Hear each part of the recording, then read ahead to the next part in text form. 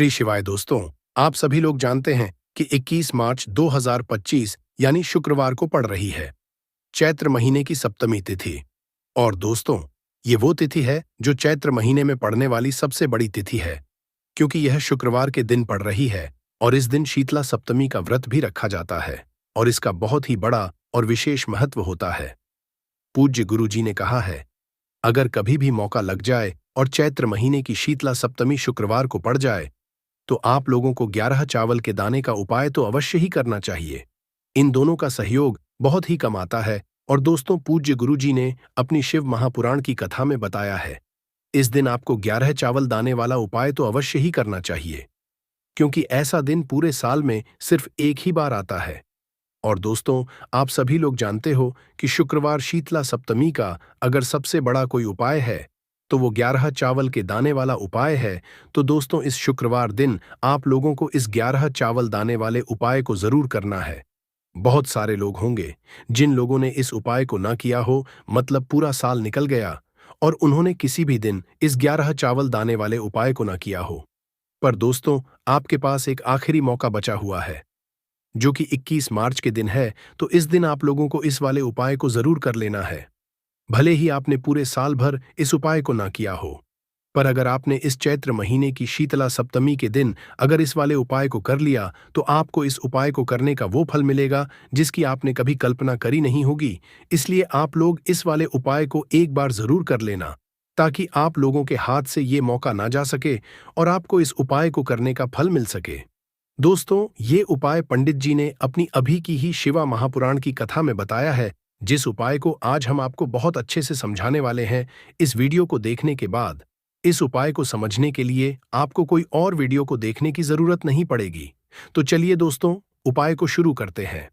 देखिए, ये इस चैत्र महीने के शुक्रवार के दिन ये इतना खास होता है, इतना पूर्ण होता है। देखा गया है, कभी कभी बड़े बड़े पूजा पाठ अनुष्ठान से जो मनोकामना पूर्ण नहीं होते, वो इस चैत्र महीने के शुक्रवार के दिन एक छोटे से उपाय करने से ही आपकी मनोकामना पूर्ण हो जाती है।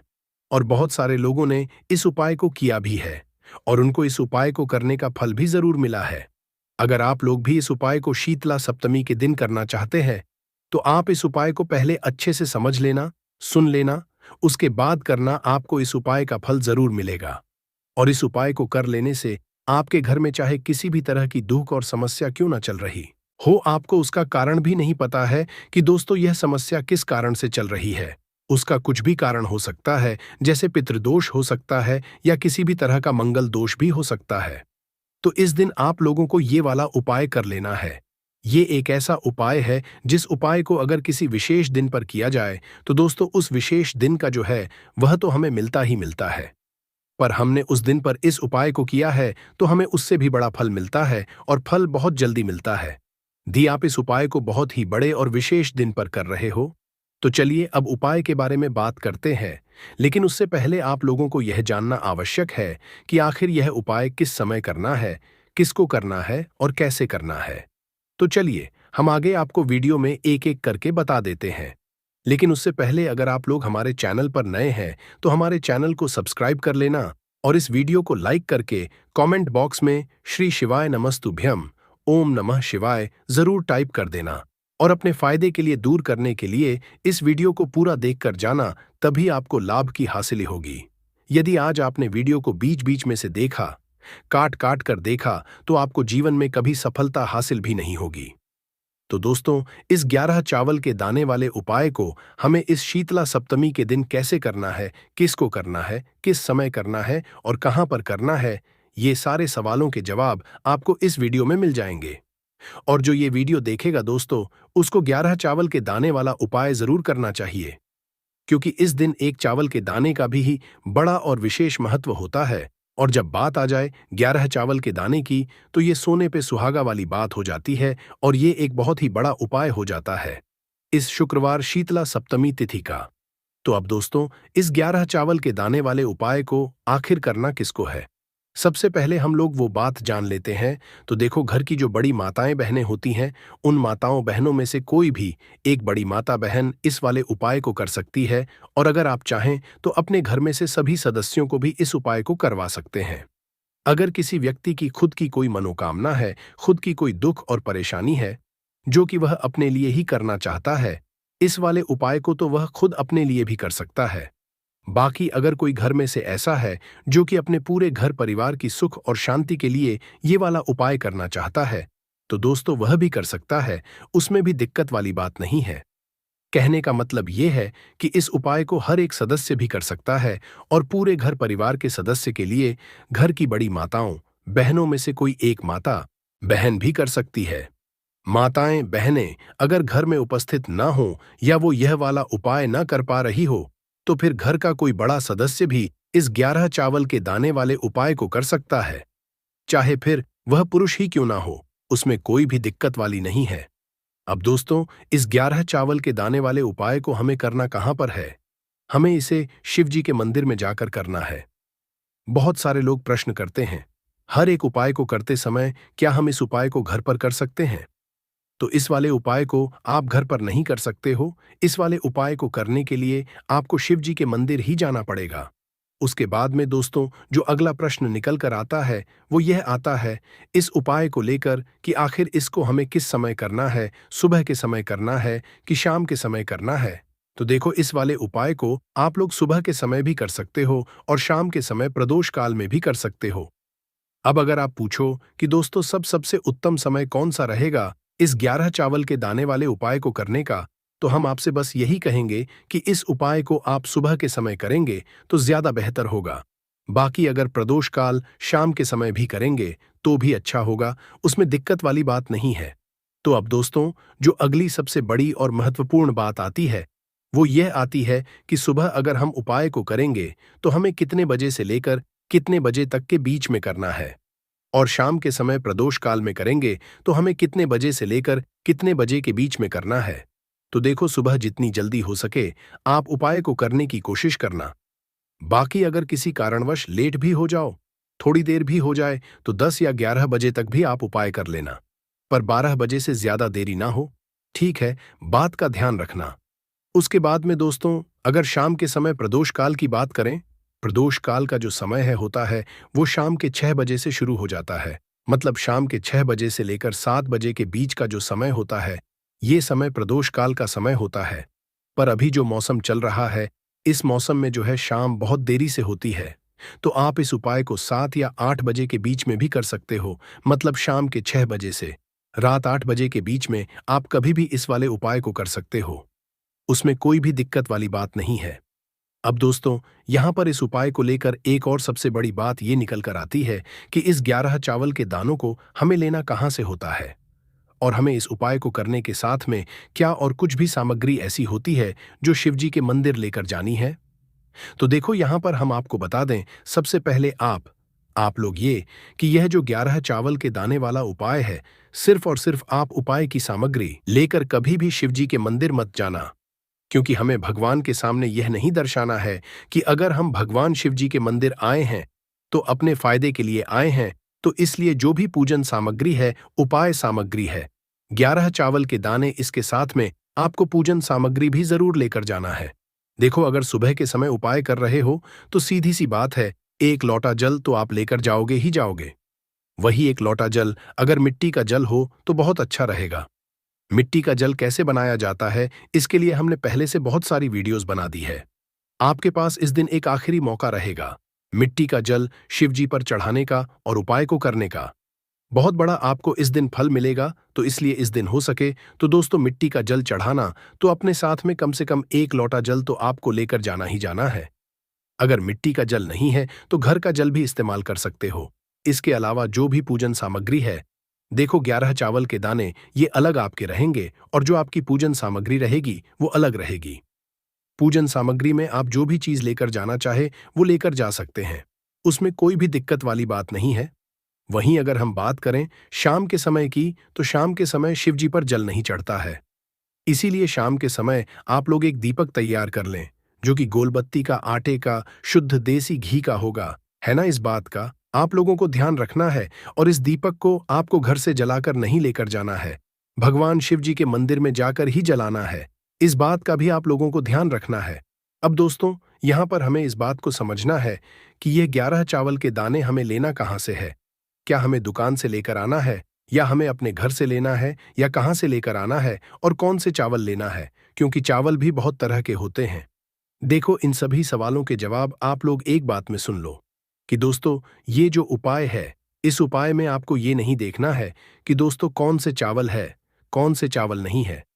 बस जो भी चावल ले रहे हो, वो चावल का दाना साबुत होना चाहिए।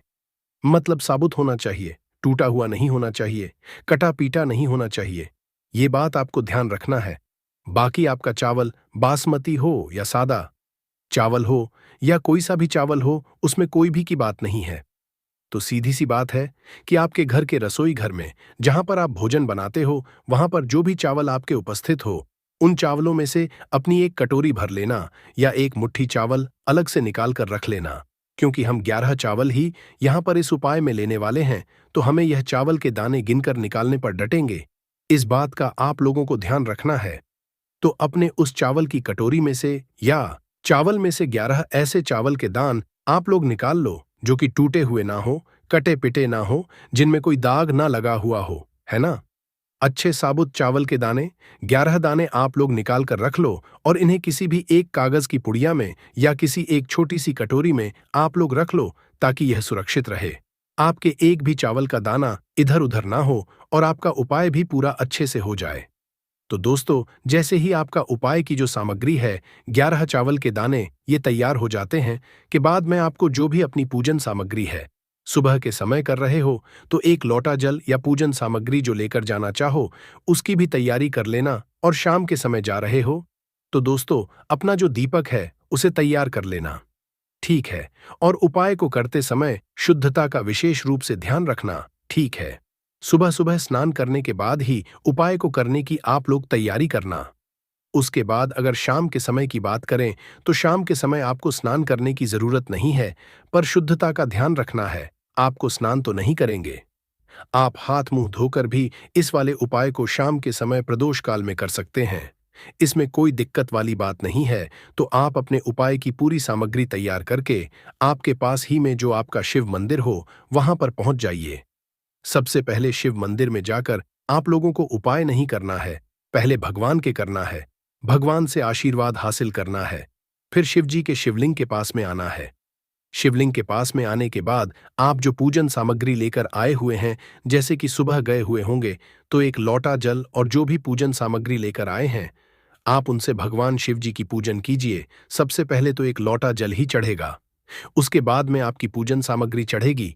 उसके बाद में अगर दोस्तों शाम के समय अगर आप इस उपाय को कर रहे हो, तो अपने साथ में कम से कम एक जो दीपक है का जो आप अपने साथ में लेकर गए हो, उस दीपक को मंदिर में जाकर अपनी माचिस से जलाना है, और उस दीपक को शिवलिंग के पास में रखना है। ठीक है। इस दीपक को रखने के बाद ही आप लोगों को अपना ये वाला उपाय शुरू करना है, और दीपक को ज्यादा पास में मत रखना, वैसे भी गर्मी पड़ रही है, भगवान शिव जी को आंच नहीं लगनी चाहिए, है ना। तो दोस्तों, जैसे ही आपकी पूजा अर्चना हो जाती है, आप भगवान शिव जी को प्रसन्न कर लेते हैं, उसके बाद में शिवलिंग के में आप कहीं पर बैठ जाइए। सामने या आसपास जिस जगह पर आपको बैठना हो, वहां पर बैठ जाइए, और अपने वह 11 चावल के दाने अपने सामने निकाल कर रख लीजिए। क्योंकि अब यहां पर उपाय को यहां पर करने की आपको तैयारी करना है। और इस तरीके से जब आप उपाय करेंगे, पूजन सामग्री करने के बाद, पूजन अर्चना करने के बाद, तो आपको उपाय का फल बहुत जल्दी और बहुत होकर मिलेगा। तो अपने 11 चावल के दाने अपने सामने निकाल कर रख लेना। और यह जो उपाय है, यह आपकी सीधे हाथ की हथेली से, इसलिए इस बात का भी विशेष रूप से ध्यान रखना है। तो सीधे हाथ की हथेली का प्रयोग करके ही आप लोग अपना इस वाले उपाय को करना। अपने सामने जो भी आपके कागज की पुड्डियां है, उसको खोलकर रख लो, या कटोरी है तो दोस्तों उसे अपने सामने रख लो, और अपने वह 11 चावल के दाने निकाल लो। ठीक है। उसके बाद में दोस्तों, अब आपको क्या करना है कि शिवलिंग आपके सामने होगी, तो आपने वह 11 चावल के दाने एक एक करके आपको शिव जी के शिवलिंग के ऊपर चढ़ाना है। कहां पर चढ़ाना है? शिवलिंग के ऊपर चढ़ाना है, और कहीं पर भी नहीं चढ़ाना है। आपको अपने हथेली से तो शिवलिंग के ऊपर चढ़ना है, भले ही फिर वो अपने आप जलाधारी पर गिर जाए, या मतलब वहीं पर गिर जाए, उसमें कोई दिक्कत वाली बात नहीं है। पर आप चढ़ाओ शिवलिंग के ऊपर ही। तो आपको क्या करना है? अपना पहला चावल का दाना उठाना है, श्री शिवाय नमस्तु भीम बोलना है और शिवलिंग पर चढ़ा देना है। इसी तरीके से दूसरा चावल का दाना उठा है, शिवलिंग पर चढ़ाना है और मंत्र बोल देना है। और फिर तीसरा चावल का दाना उठाना है, श्री शिवाय नमस्तु बोलना है और चढ़ा देना है। इसी तरह से आपको पूरे 11 चावल के दाने एक एक करके शिवजी के शिवलिंग के ऊपर चढ़ाना है और भगवान से प्रार्थना करते जाना है। मतलब प्रार्थना तो आपको आखिरी में करना है, पर हर एक चावल के दाने को चढ़ाते समय श्री शिवाय नमस्तुभ्यम जरूर बोलना है। उसके बाद ही में यह चावल का दाना शिवलिंग के ऊपर आपको चढ़ाना है। जैसे ही आपके 11 चावल के दाने शिवलिंग के जाते हैं, तो दोस्तों उसके बाद में आपको क्या करना है? भगवान से अपनी मनोकामना बोलना है। मनोकामना भी कब बोलना है? जब आपका 11 चावल का दाना आपके सीधे हाथ की हथेली में हो और आप उसे चढ़ाने के लिए जा रहे हो।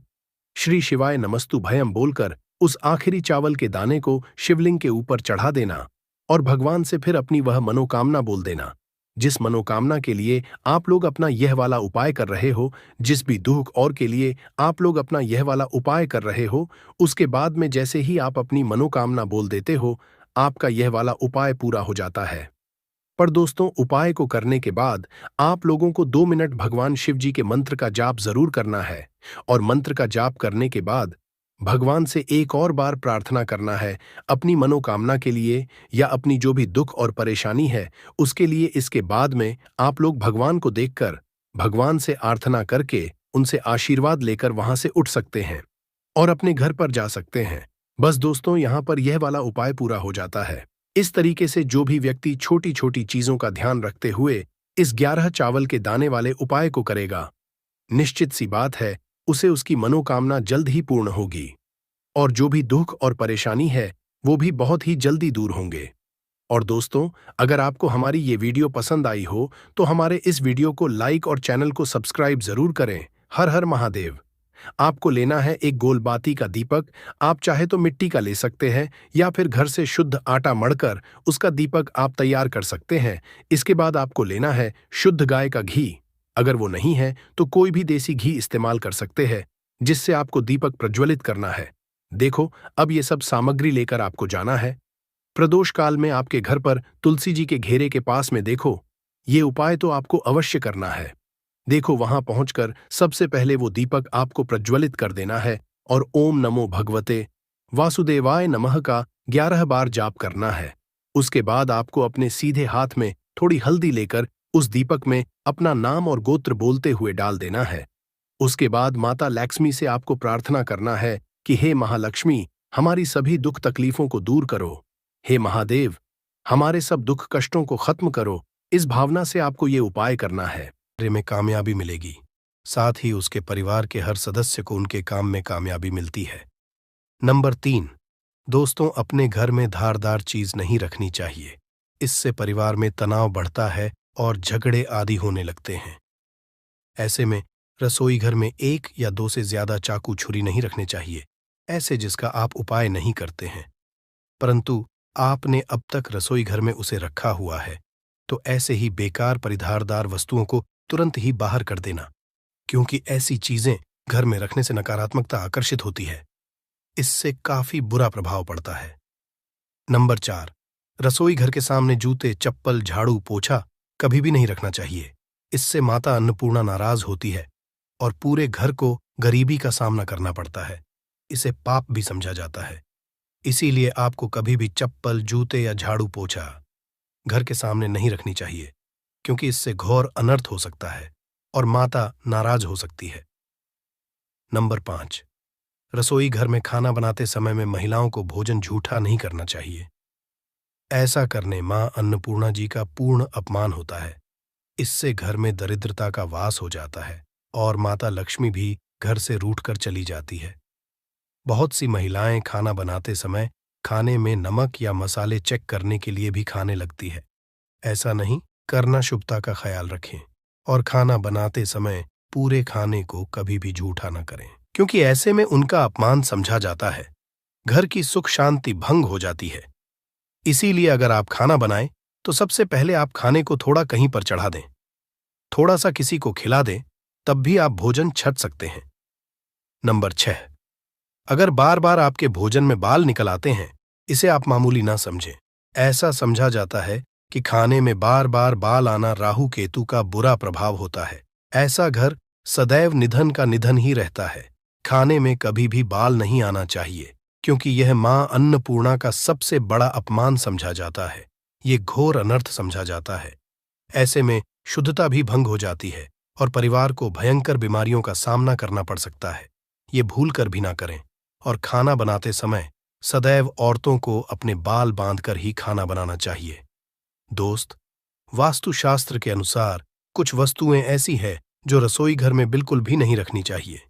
इन्हें रखने से परेशानियों में वृद्धि भी होने लगती है। नंबर 1, शीशा घर को सुंदर रखने के लिए कुछ लोग किचन में शीशा लगा देते हैं, परंतु शास्त्र की माने तो रसोई घर में शीशे का उपाय नहीं करना चाहिए। ऐसा इसलिए कि क्योंकि किचन में चूल्हा अग्निदेव का सूचक समझा जाता है। अगर शीशे में अग्नि का प्रतिबिंब दिख जाता है तो घर में अशुभ समझा जाता है। इसके कारण घर में कलह क्लेश बढ़ाने लगते हैं। इसी के साथ साथ घर की आर्थिक स्थिति भी बिगड़ने लगती है। तो यह गलती आप ना करें। नंबर 2, गुंथा हुआ आटा। कई बार महिलाएं किचन में रोटी बनाने को गुंथा हुआ आटा या बचा हुआ आटा फ्रिज में छोड़ देती हैं और सुबह उसी का उपाय रोटी बनाने के लिए करती है। वास्तु के अनुसार ये सही नहीं होता। रसोई घर में गूंथा हुआ आटा रखने से शनि और राहु का नकारात्मक प्रभाव पड़ने लगता है। इसी का से जीवन में अनेक तरह की समस्याएं होने लगती हैं। नंबर 3, टूटे कई तरह के बर्तन उपाय होते हैं। टूटे हुए बर्तन ना रखें। रसोई घर में कुछ बर्तन ज्यादा उपाय होने के पश्चात टूट जाते हैं, परंतु कई बार कुछ हद तक टूटे हुए बर्तन का उपाय करते ही रहते हैं। वास्तु के मुताबिक ये नहीं समझा जाता। रसोई घर में कभी भी टूटे फूटे बर्तनों का उपाय नहीं करना चाहिए। इससे परिवार के सदस्यों के बीच मतभेद में वृद्धि होने लगती है। चलिए अब करते हैं कि बांसी रोटी खाना आपके लिए कैसा है। दोस्तों, खाना जब भी बांसी हो जाता है तो हम उसे फेंक देते हैं। शायद आपने कभी भी नहीं सोचा होगा कि बांसी खाना भी आपके लिए अच्छा हो सकता है। ऐसे में जाने बांसी रोटी आपके स्वास्थ्य और भाग्य पर क्या असर डालती है, जिसे जानकर आप चौंक जाएंगे। दोस्तों, आपको बता दें कि बांसी रोटी पाचन तंत्र के लिए चमत्कार से कम नहीं है। बांसी रोटी तन को दुरुस्त बनाती है। रोटी में फाइबर की प्रचुर मात्रा पाई जाती है। खाने में फाइबर की अधिक मात्रा पाचन में सहायता करती है। बांसी रोटी से पेट फूलने की समस्या, गैस की समस्या और कब्ज की समस्या से राहत मिल सकती है। इसीलिए दोस्तों, बांसी रोटी आपके लिए वरदान है। इसका उपयोग करें। वहीं अगर शास्त्रों की माने तो भोजन वैसे तो ताज़ा ही खाना चाहिए, परंतु जब तक भोजन खाने लायक है, खराब ना हुआ हो, तो उसे कभी फेंकना नहीं चाहिए, क्योंकि यह भोजन का अपमान है। ऐसे में जो व्यक्ति बासी भोजन को फेंकता नहीं है और उसे ग्रहण करके सम्मान देता है, तो ऐसे व्यक्ति पर मां अन्नपूर्णा सदैव प्रसन्न रहती है। परंतु इसमें एक बात का ध्यान देना बहुत ही आवश्यक है। बासी रोटी को जब भी आप खाएं या छोटे बच्चों को दें, तो पहले आप उसे से चेक जरूर कर लें। अगर बासी रोटी में से रेशियो निकल रही है, तो आपके बच्चे की जान जा सकती है या आप बीमार भी पड़ सकते हैं। बासी रोटी भले ही किसी चमत्कार से कम ना हो, परंतु लंबे समय तक बासी रोटी घर में रखना जहर के समान मानी जाती है। इसीलिए रेशियो वाली रोटी कभी भी ना खाएं। अब दोस्तों, आपको पूज्य गुरुजी द्वारा बताया गया उपाय बताने जा रहे हैं। प्रभावशाली चमत्कारिक उपाय है जो कि आपकी किस्मत को चमका देंगे। आपको लाभ शुरू करते हैं। दोस्तों, परंपरा में गाय, गंगा और गायत्री का बहुत ज्यादा धार्मिक महत्व है। मान्यता है गौ माता के शरीर पर 33 कोटि देवी देवताओं का वास होता है। गौ माता की पूजा करने वाले जातक पर इन सभी देवी देवताओं की कृपा बरसती है। गौ सेवा से न केवल इस जन्म के बल्कि पूर्व के भी दोष दूर हो जाते हैं। हर एक सुबह जब आपके घर में भोजन बनाना प्रारंभ हो, तो सबसे पहले बनाई गई रोटी को आप गौ माता के नाम से निकाल दें और भोजन कर पूर्व गौ माता को इस रोटी को खिलाएं।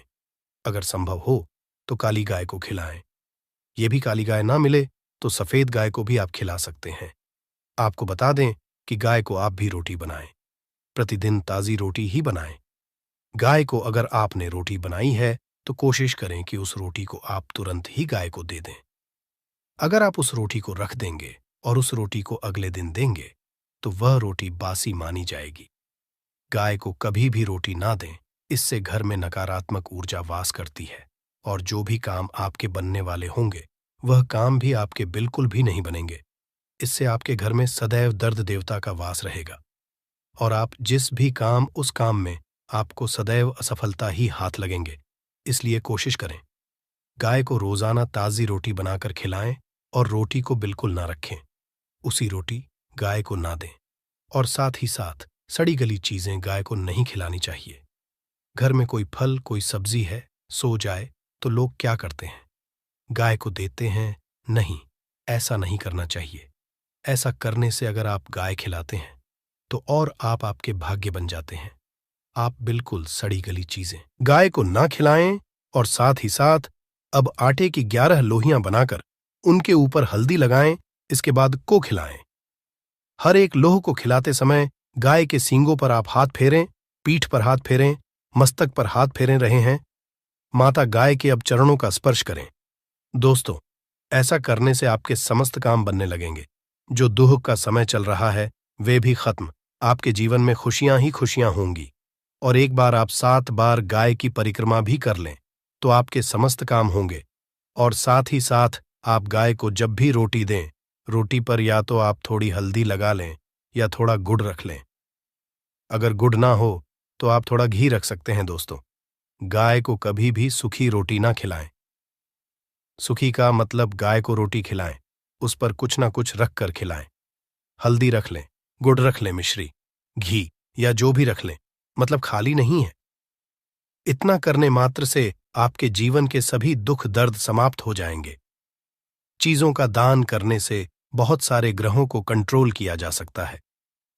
जनरल में रोजमर्रा की जिंदगी में जैसे हम कहते हैं गाय को रोटी देना, इससे किसी को भी पितृदोष से मुक्ति चाहिए तो गाय को रोटी दीजिए। काम में बार बार बाधाएं आती हैं और संतान सुख में कठिनाई आती हैं, धन संबंधी परेशानियां होती हैं, इसमें बहुत दूर तक पितृगण अगर नाराज हो तो इस तरह की चीजें आपके जीवन में होती हैं। और पितृ को करने के लिए ही कहा जाता है कि अमावस्या के दिन या तो चावल की खीर में रोटी डाल करके घर की छत पर कौवों को खिलाइए, किसी भी गरीब आदि को भोजन कराए। इससे आपके जीवन के बहुत सारे पितृगण पितृदोष तो दूर होते ही है, बाकी भी बाधाएं दूर होती है। विष्णु पुराण के 3 अंश में बताया गया है 12वें अध्याय में कि कोई भूखा व्यक्ति द्वार पर अगर आ जाए तो उसे भरपेट रोटी जरूर खिलानी चाहिए। इससे नारायण प्रसन्न होते हैं, अन्न धन की कमी नहीं होती है, मनुष्य को परलोक का सुख मिलता है। दोस्तों, रोटी से भूख नहीं मिटाती, हमारे सोए हुए भाग्य को भी जगाती है। लेकिन बहुत से लोग रोटी के यूज करने के गुणों को नहीं जानते, इसलिए इसका लाभ नहीं उठा पाते हैं। तो चलिए, आज मैं आपको बताऊंगी कि रोटी से आप कैसे अपनी किस्मत चमका सकते हो, वो भी खास बासी रोटी का उपाय बताऊंगी जिससे आप किसी से भी बात मनवा सकते हैं, जिसे तंत्र अपनी भाषा में वशीकरण भी कहते हैं। और ये बहुत ही आसान होता है, कोई भी गलत नहीं होता है। बस इसमें ये बात करते हैं कि किस तरह से आप सही तरीके से अपने पति या पत्नी को जो रूठ गए हैं, मान नहीं रहे हैं, इस तरह से आप उनको बना करके वापस ला सकते हैं। सबसे पहले ग्रह दोषों की बात करेंगे तो शनि, राहु और केतु को पाप ग्रह कहते हैं और इनकी दशा से प्रायः हर तीसरा व्यक्ति पीड़ित है। और इन तीनों अशुभ फलदायी ग्रहों को एक साथ अगर आप अनुकूल बना करके चलना चाहते हैं तो सबसे आसान तरीका है रोटी में सरसों तेल लगाकर काले कुत्ते को शनिवार के दिन खिलाइए। रोज खिला सकते हैं तो बहुत ही अच्छा है। काले कुत्ते हैं तो 2 रंग का या दूसरे रंग के भी कुत्ते को खिला सकते हैं। ये सभी चीजें ग्रह दोष आपके जीवन से दूर होती हैं। नजर दोष हो, किसी ने कुछ किया, धरा हो, किसी ने बांध दिया हो, भूत प्रेत आदि का साया पड़ा हो, जो भी मानते हैं ये अननेचुरल चीजों में, वो सभी को केतु ग्रह से संबंधित समझा जाता है। और कुत्ते को भी क्या मानते हैं, हम केतु ग्रह से संबंधित होता है। इस कारण अगर आप कुत्ता को रोटी खिलाते हैं तो आपके ये सभी तरह के ग्रह दोष दूर करने में सहायक समझा गया है। आप देखते होंगे घर में जभी भी छोटा बच्चा रोता है और आपको लगता है कि उसको नजर लग गई, ठीक से खाना नहीं खा रहा है, तो भी आपको रोटी का उपाय करना चाहिए। कहते हैं कि एक रोटी ले लीजिए और उस पर एक गुड़ का टुकड़ा रख दीजिए। इससे लपेट करके बच्चे के ऊपर से 3 बार आपको घड़ी की उल्टी दिशा में घुसमजा है और रोटी को गुड़ सहित आपको किसी कुत्ता को खिला देना चाहिए। आग बच्चा बिल्कुल चुटकियों में बहुत चेंजेस आ जाते हैं। और नहीं तो 2-3 बार कीजिए। उपाय अपने आप बच्चा ठीक होने लगता है। ये उपाय आपको आगे मैं जो बताऊंगी ये जरूर करना चाहिए। आप देखेंगे किस तरह से ये एक रोटी आपके जीवन से समस्याओं को जड़ से उखाड़ कर फेंकेगा। और ये उपाय आप कैसे करेंगे, कब करना है, ये आपको ध्यान से जरूर सुन लेना है। सुबह जब आप नहा धोकर के रेडी हो जाए, जब भी पहला खाना आप बनाएंगे तो पहली रोटी जो होगी उसमें आपको लेना चाहिए। उसको घी या शुद्ध सरसों का तेल उसके ऊपर लगा कर लें। सूखी रोटी ना रखें, थोड़ा सा लें और फिर उस पर बुरा या पिसा हुआ चीनी जो कहते हैं या नॉर्मल चीनी ले लीजिए, शक्कर वो छिड़क लीजिए। अब रोटी को दोनों हाथ में लेकर कुछ मिनट्स के लिए आपको अपने घर के इष्ट देव, अपने घर के देवता, जो भी आप देवी देवता को घर में पूजते हैं उनका आपको ध्यान करना चाहिए। सिर्फ मन में नमस्कार करें और ध्यान करें, कुछ मांगने की, कुछ शिकायत करने की, कोई नेगेटिव बात बोलने की जरूरत नहीं है, क्योंकि शक्ति सब समझते हैं कि आपको क्या चाहिए।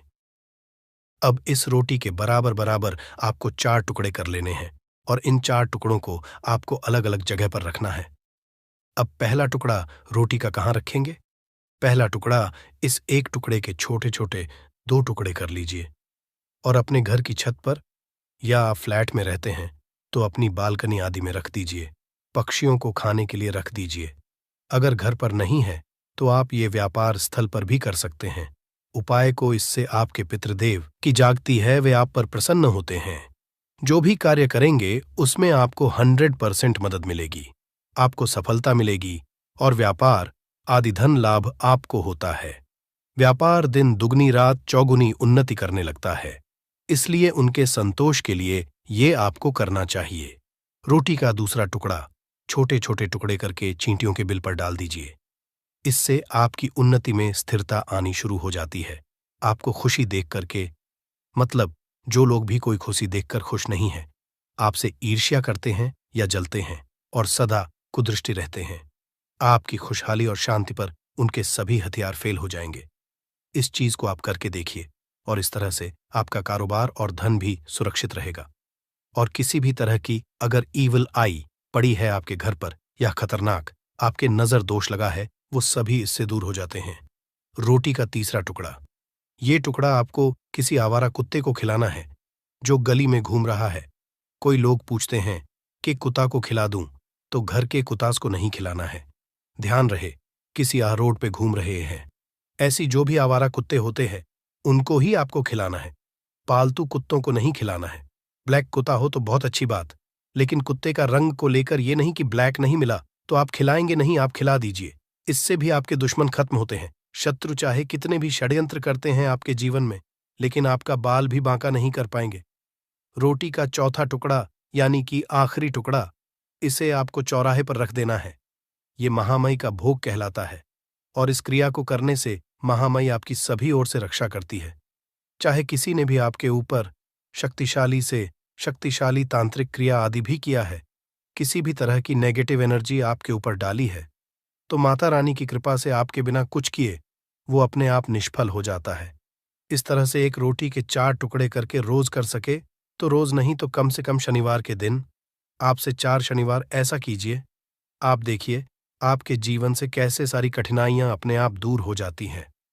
अब हम बात करें, औरतों की कई स्त्रियों को शिकायत रहती है कि उनके पति उनके साथ अच्छा व्यवहार नहीं करते। आए दिन पति पत्नी के बीच झगड़ा और मनमुटाव चलता रहता है। ऐसे में पुरुष तो काम पे निकल जाते हैं, लेकिन एक घरेलू स्त्री होती है, उसके लिए बहुत दिक्कत होती है। घर में इतना काम करने के बाद भी, या कोई वर्किंग भी वूमेन होती है, तो अगर पति उनका साथ नहीं देता तो ये उनके बाद उनका दिल तोड़ देती है। और अगर आपको भी लगता है कि घर वाले घर वालों के ज्यादा कहने में है, पतिदेव या भटक गए हैं, तो आपको बासी रोटी का एक बताऊंगी मैं मंत्र, वो आपको बासी रोटी लेकर के करना चाहिए। इससे आपका जीवन बहुत हद तक सुखमय हो जाता है। अगर आप पुरुष हैं तो भी आप इस उपाय को कर सकते हैं। अगर आपकी पत्नी किसी और के वश में हो गई है या कोई गलत काम करने लगी है, तो आप ये उपाय उनके लिए भी कर सकते हैं। लेकिन ध्यान रखें, ऐसी ही या महिला के लिए करें या ऐसे ही पुरुष या लड़के के लिए करें, जो आपके हैं या आप जिनके लायक हैं, योग्य हैं। ऐसा नहीं कि कोई खूबसूरत लड़की देखी या शादीशुदा महिला देखा, उस पे पड़ोस में है, ये है, वो लगते हैं। वो लगते हैं, उन पे मोहित हो गए और उसके बाद उनको बस में करने की सोचने लगे। ऐसा न करें, ये क्रिया उल्टा पड़ सकता है। उल्टा वो आपसे उससे भी ज्यादा नफरत कर सकते हैं। इस तरीके की मदद तभी लें जब कोई योग्य पर्सन हो, जो आपके हैं या लगता है कि नहीं, ये हमारे साथ थे और अभी बिछड़ गए हैं हमसे। चाहे आप लिव इन में किसी के साथ बहुत दिनों तक रह रहे थे या फिर आपको लगता है कि आप गर्लफ्रेंड बॉयफ्रेंड हैं बहुत सालों से और अचानक से वो दूर चले गए, तो आप इस उपाय को कर सकते हैं। लेकिन बेस्ट ये उपाय काम करते हैं पति और पत्नी, क्योंकि रोटी जो होती है वो खिलानी पड़ती है, आधी आधी। तो ऐसे में जो साथ में रहते हो वो ये उपाय करें तो ज्यादा अच्छा हो सकता है। अगर आपको लगता है कि आपके साथ ही किसी दूसरे रिश्ते के अंदर भी फंस गए हैं, तो ये बस में तरीका करने का बहुत तरीका है। सुबह स्नान आदि से निपट लीजिए, इसके बाद कीजिए, नहाने धोने के बाद रोटियां बना लें। और आपके पति जब खाना मांगे तो रोटियों के ऊपर आपको प्याज के रस से एक मंत्र लिखना है, वो बताऊंगी, और उस पर घी या मक्खन लगाकर के पत्ती को परोस देना है। सबसे पहले इसके लिए प्याज का रस निकाल लीजिए, थोड़ा सा 1 चम्मच जैसा ही चाहिए। आप मिक्सचर में कर सकते हैं या फिर कद्दूकस से घास करके निचोड़ दीजिए। फिर ये आपको एक थाली लेनी है या परात लेना है, उसमें सिंदूर से का नाम लिखिए जिसको आप बस में करना चाहते हैं, चाहे आपके पति हो या तरीके से आधे से ज्यादा केस में गुप्त शत्रु के बारे में पता ही नहीं चलता है। इसलिए आप नाम ना लिखकर शत्रु या गुप्त शत्रु लिखेंगे पर्ची पर, तो आपको ज्यादा लाभ होगा। इससे क्या होगा, आपके जितने भी शत्रु हैं, ना 2 हैं, 3 हैं, 4 हैं, 1000 हैं, कितने भी हैं, सभी परास्त हो जाएंगे और सभी आपके जीवन से दूर हो जाएंगे। मतलब उनकी पूरी ताकत खत्म हो जाएगी। कुछ आपका नहीं बिगाड़ पाएंगे, तो कोशिश वो कितनी भी कर लें कि आपका नुकसान करना है, धन हानि करनी है, व्यापार खराब करना है, लेकिन सिर्फ सोचेंगे कर कुछ नहीं पाएंगे। तो देखिए, पर्ची पर आपको नाम लिख लेना है या फिर नाम ना लिखकर आप शत्रु लिखें तो ज्यादा उत्तम है। शत्रु लिख लिया, अब उस पर्ची को आपको फोल्ड कर लेना है, ठीक है ना, मोड़कर उसे बंद कर लेना है पर्ची को। अब जो माचिस है आपके पास, उस माचिस के अंदर इस पर्ची को, इस सफेद रंग के कागज को जिस पे आपने शत्रु लिखा है, उस पर्ची को आपको रख लेना है। रख लिया, अब इस माचिस को आपको बंद करके अपने पास रख लेना है। माचिस खोलकर ही उसके अंदर आपको पर्ची रखनी है और फिर माचिस को 24 घंटे तक, कितने घंटे, 24 घंटे यानी 24 आवर, 24 घंटे आपको उस माचिस को अपने पास रखना है। देखिए, जब 24 घंटे हो जाएंगे, उसके बाद आपको क्या करना है। 24 घंटे में आप सोचें कि रात में आप सो रहे हैं, तो क्या माचिस को बाहर निकाल कर रखना है? नहीं, सोते समय भी उस माचिस की डिब्बी को अपने पास रखना है, ठीक है ना। अपनी पॉकेट में आप रख सकते हैं, तकिया के पास रख सकते हैं, कहीं भी रखिए, रखना अपने पास। जब 24 घंटे हो जाएंगे, उसके बाद अगले दिन आपको क्या करना है कि सुबह उठना है, जो भी आप काम करते हैं वो काम कर लीजिए। उसके बाद जब भी आपको समय मिले, उस समय आपको क्या करना है, कहीं एकांत स्थान पर जाना है, ठीक है ना। आप किसी ऐसे स्थान पर भी जा सकते हैं जहां पानी भरा होता है, इकट्ठा हो जाता है, ऐसे स्थान पर भी जा सकते हैं, या ऐसे स्थान पर चले जाइए जो बिल्कुल एकांत, जहां कोई आता जाता ना हो। एकांत व्यक्ति आए तो कोई बात नहीं, ज्यादा लोग ना आते जाते हो, ऐसे स्थान पर आपको जाना है और वहां जाकर फिर से आपको अपने शत्रुओं के बारे में सोचना है। ऐसा सोचना है कि मेरे जितने भी शत्रु हैं, अब वो परास्त हो रहे हैं, मेरे जीवन से दूर हो रहे हैं और चाहकर भी अब वो मेरा कुछ नहीं बिगाड़ सकते। ऐसा सोचना है और मन ही मन आपको प्रार्थना करनी है राहु से कि मेरे जो शत्रु हैं, मेरे जो दुश्मन हैं, उन्हें मेरे जीवन से आप दूर कर दीजिए, ठीक है ना। ये माचिस का उपाय राहु से जुड़ा हुआ है। अब आपको क्या करना है, उस पूरी माचिस की डिब्बी को वहां एकांत में फेंक कर आ जाना है। तो माचिस की डिब्बी को जब फेंकेंगे, पर्ची के साथ ही आपको फेंकना है। ऐसा नहीं है कि आप सोचे माचिस के अंदर से पर्ची निकालकर आपको उस डिब्बी को फेंकना है। पूरी की पूरी डिब्बी ऐसे ही फेंक कर आ जाना है, तीली के साथ, पर्ची के साथ पूरी माचिस, और फिर पलटकर आपको नहीं देखना है। सीधे अपने घर पर। आइए हाथ पैर धो लीजिए। बाकी आपको कुछ भी करने की जरूरत नहीं है। कितनी ये उपाय करना है? सिर्फ एक बार करना है। ज्यादा बार ये उपाय नहीं करना है। सिर्फ एक बार तो किसी भी दिन आप ये उपाय करिए। शत्रु 1 हो, 2 हो, लाख हो, 1000 हो, करोड़ ही क्यों ना हो, आपके जीवन से दूर हो जाएंगे और कभी आपको परेशान नहीं कर पाएंगे। तो बहुत उत्तम, बहुत अचूक उपाय है। करिए और रातों रात इसका चमत्कार देखिए। देखिए, ये उपाय स्त्री पुरुष कोई भी कर सकता है। किस समय करना है? सुबह में, दोपहर, कभी भी इस उपाय को आप कर सकते हैं। किसी भी दिन कर सकते, ठीक है ना? बाकी कुछ भी आपको पूछना हो, आप कमेंट सेक्शन में पूछ सकते हैं। बाकी बालाजी महाराज का जयकारा जरूर लगाइए। उनका आशीर्वाद आपको मिलता रहेगा। उनका आशीर्वाद जिन्हें मिलता है, उनका हमेशा कल्याण ही होता है और कभी उन्हें शत्रु परेशान नहीं कर पाते हैं। अगर आप यहां तक वीडियो देख चुके हैं तो आपको बता दूं, आगे बताए जाने वाले उपाय इतने लाभकारी है, जिस किसी ने भी किए उसको 100% लाभ हासिल हुआ है। तो चलिए, साधारण जीवन में इस्तेमाल होने वाली वस्तुओं के कुछ धन प्राप्ति उपाय भी बताते हैं। इसी तरह घर में और भी कुछ चीजें हैं जो आपके वास्तु दोष का कारण बनती है और आपकी परेशानी की वजह बनती है। तो आइए पहले जान लें, क्या आपको अपने घर में वास्तु दोष के बारे में कैसे पता लगता है और किस तरह से आप बड़ी ही आसानी से इसे कर सकते हैं। दोस्तों, वास्तुशास्त्र के अनुसार किसी भी घर में वास्तु दोष होने से सुख, शांति और पारिवारिक उन्नति में बाधा पैदा होती है। वास्तु दोष के कारण पनपने वाली नकारात्मक ऊर्जा से व्यक्ति के भाग्य पर बुरा असर पड़ता है।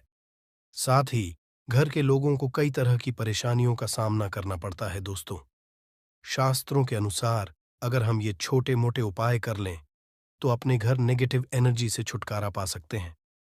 तो आइए जानते हैं, लेकिन उससे पहले दोस्त, आपसे रिक्वेस्ट है कि वीडियो को लाइक करें, अपने दोस्तों के साथ शेयर करें और अगर आपने अभी तक चैनल को सब्सक्राइब नहीं किया तो सब्सक्राइब करके बेल आइकॉन जरूर प्रेस कर लें। दोस्तों, नंबर 1, जीवन में तरक्की पाने के लिए रोज पहली रोटी गाय को दें, पीपल को जल चढ़ाएं और चींटियों को मिला आटा दे।